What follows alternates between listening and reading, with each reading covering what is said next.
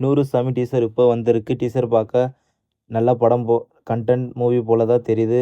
நல்ல படம் இருக்கும் ஃபீல் ஆகுது. சசிகுமார் டைரக்ஷனில் விஜய் ஆண்டனி, கருணாஸ், பாலாஜி, சக்திவேல், சத்யராஜ், கவியா அனில் இதில் நடிச்சிருக்காங்க. மே மாதம் படம் ரிலீஸ் ஆகும். Mister X movie sensor certificate இப்போ வந்திருக்கு. யூஏ கொடுத்துருக்காங்க. ஃபயர் எடுத்த மஞ்சு ஆனந்த் டைரக்ஷனில் ஆர்யா, கௌதம் கார்த்திக், சரத்குமார், மஞ்சு ஆரியர் இதில் நடிச்சிருக்காங்க. இது ஒரு ஆக்ஷன் மூவி போல தான் தெரிகிறது.